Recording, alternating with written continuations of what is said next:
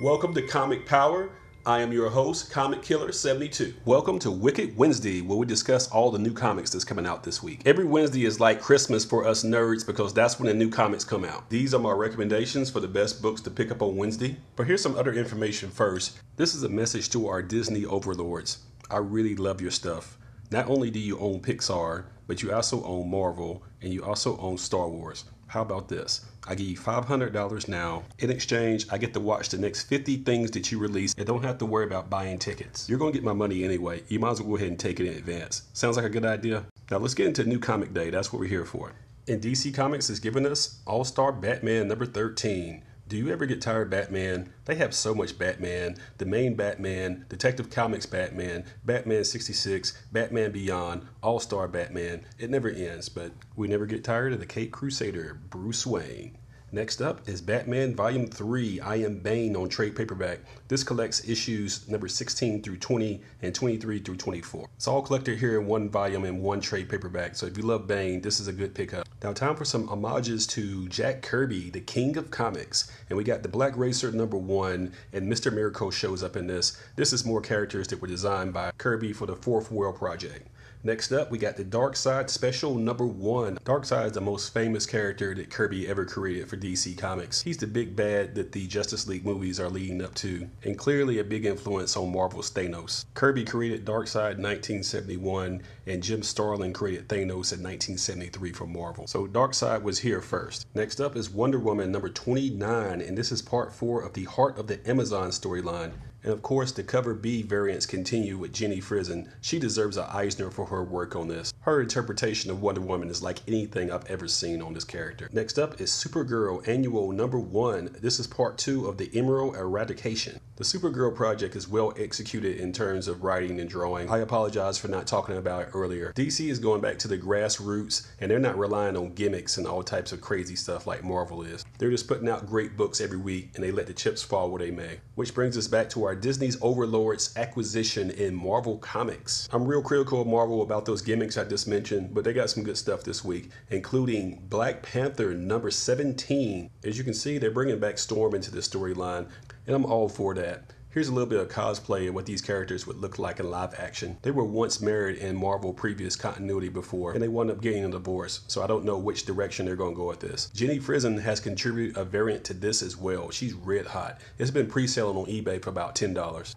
Jenny made my list of the top 10 female artists in comics. Be sure to go and watch that in the archives. I'll put a link in the description. Next up is Deadpool number 35. This is a Secret Empire tie-in. He was helping the Hydra, but he decided to switch sides again. Look at the license plate. It says DP1735. That's for Deadpool in 2017, issue number 35. Speaking of Deadpool, there's the release of Deadpool vs. the Punisher on trade paperback. This collects issues 1 through 5 of that miniseries. Deadpool is a merc for money, and the Punisher is a merc for justice. So it makes sense they would cross paths and they would hate each other, which would make a great story, which it did. Next up is Generations Hawkeye number 1. This is a continuation of what Marvel was doing with the classic character and the younger, diverse version of that character teaming up. So we have the original Hawkeye, Clint Barton, and the new Hawkeye in the person of Kate Bishop. There's plenty of variants to go around, as you can see as well. I named Kate Bishop's Hawkeye number 1 the pick of the week for December 14th, 2016. It would be a good starter comic for a girl that's about 10 to 14 years old.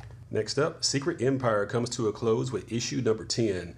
And there's so many variants out here. I don't even have enough time to talk about them all. Of course, there's the Jason Scott Campbell variant, which I've been very disappointed in his work lately. It looks like he's phoning it in. Secret Empire started off very slow to me. It got a little better over time. It's not one of Marvel's best crossovers, definitely. Next up is Moon Girl and Devil Dinosaur number 22. Despite small sales, Marvel's not giving up on this title. In this issue, she deals with Ego, the living planet. He was the bad guy in the Guardians of the Galaxy 2 movie. Our Disney overlords know what they're doing with this character though. This is for girls that are too old for Doc McStuffins, but not old enough for stuff like Hawkeye yet. Probably in the 7 to 10 year old range. Marvel is trying to solidify their future, which is more female readers, more young readers, and more African American readers. That's what this is for, and it's a good strategy. Next up is more love for Jack Kirby with True Believers, Ant-Man and the Wasp number 1. This is a reprint of Tales to Astonish number 44. From 1963, this is the first appearance and the origin of the Wasp. Here's an unofficial poster of Ant-Man 2, which will be named Ant-Man and the Wasp.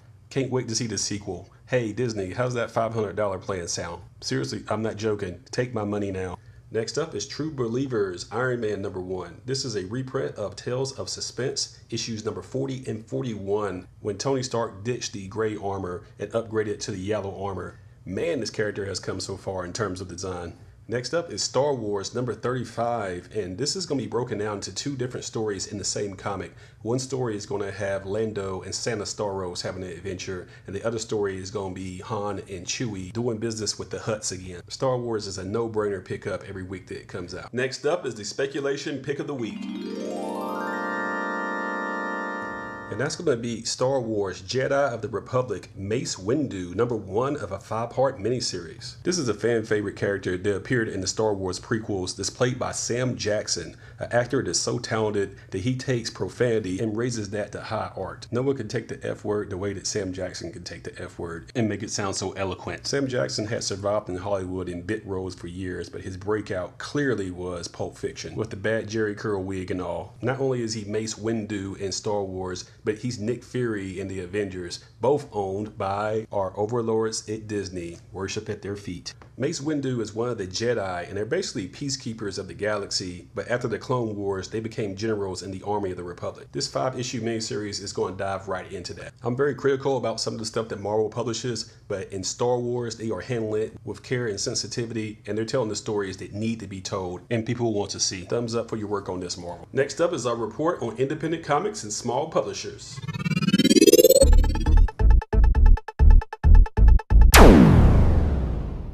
First up is Robotech #2 from Titan Comics. Issue #1 was supposed to come out on July 26th. It was pushed back to August 2nd, so some people thought I had missed it, but I actually talked about it on the 26th. This is based on the 1980s animated show, so it has a cult following for people like myself. Brian Wood, who was nominated for an Eisner for Briggs Land, is writing this, so it's in great hands. I really like what they're doing with it. Next up is Destroyer #4 of a 6-part miniseries from Boom Studios. This is on my must-read list every week that it comes out.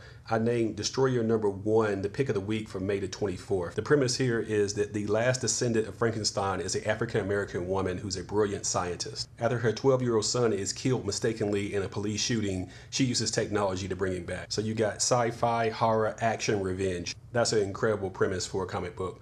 Also, by the way, the doctor's name is Josephine Baker. She's named after the real-life Josephine Baker, an actress, singer, dancer that was popular in France in the 1920s. She had a second act as a spy for the French resistance against the Nazis in the 1940s and World War II. Comic book reviews and history lessons. Man, I give you guys so much good stuff.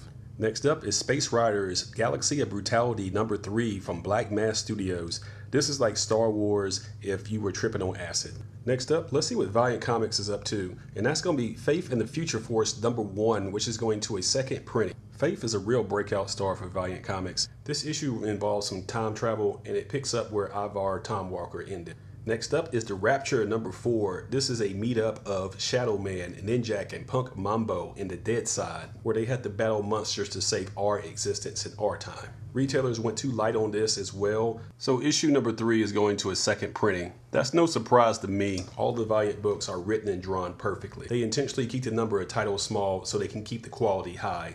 Next up is Secret Weapons #2, which is also going to second print. This miniseries has been phenomenal. Secret Weapons #1 was listed as my pick of the week for June the 28th. In this story, the female superhero Livewire, who was formerly a villain, must now save some young superpowered teens. These teens have superpowers, but they're kind of oddball and can't be weaponized, so they're going to need her help. If you need a reference point, it would be like if Storm had to come in and save the New Mutants. It's not just good, it's better than good. You should be reading something from Valiant.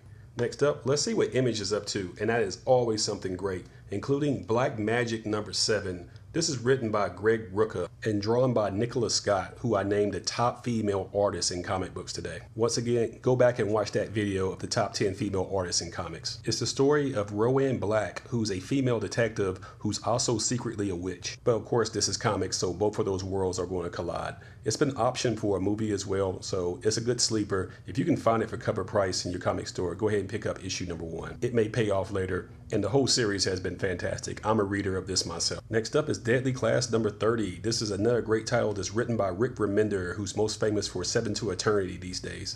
This is a much more grounded story about crime organizations and where they send the next generation of assassins to get trained. But they're young folks in their teens, so they're going to do teenage stuff. This too has been optioned as a television show, and I think it would make an incredible show. So Deadly Class number 1, you might want to pick that up. You can get it for about $10 raw. It too will pay off in the future because a project like this would not be expensive to make. It doesn't need any CGI. It's more real world. So the possibility of this being made into live action is very high. So I repeat, pick up Deadly Class number 1 and put it away for future flipping for a profit. Next up is Packlist number 4. This is a project that's written and drawn by Dustin Weaver. It's an anthology book, so it contains many different stories within the same issue. Dustin gives us more creativity in one issue than most creators will give us in a whole year. I highly recommend this series, and most people are overlooking it. Next up is Saga number 46. You know the deal on this. Brian K. Vaughan is the writer and Fiona Staples is the artist. They just won 3 more Eisner Awards in 2017. Brian's count is up to 16. He's only 41 years old, folks. So the question is Saga that good? Yeah, it really is that good. But you would need trade paperbacks to catch up because you have no idea what's going on at this point. Next up is Spawn number 277. Todd McFarlane must have his hands full on the Spawn movie he has in development because he's hands off on this right now. Writing this is Daraj Savage and drawing it is Jason Sean Alexander. The Spawn comic has already been a horror comic book, but it looks like they're going deep horror. This is Image's longest running title and it's still worth your time. It's still a very good executed book. You know the drill. Make sure you subscribe to this channel, give it a thumbs up, and share these videos on social media so others learn about comic power. That's about it for today. Thank you for watching Wicked Wednesday, where I review all the new comic books for a new comic day. Be sure to follow my blog at comicpower.net. On social media, follow me at facebook.com/comicpower.net and comicpower-universe.tumblr.com. And don't forget twitter.com/comicpowersub. I also sell comics on eBay at this link. This is Comic Killer 72 for Comic Power saying bye-bye.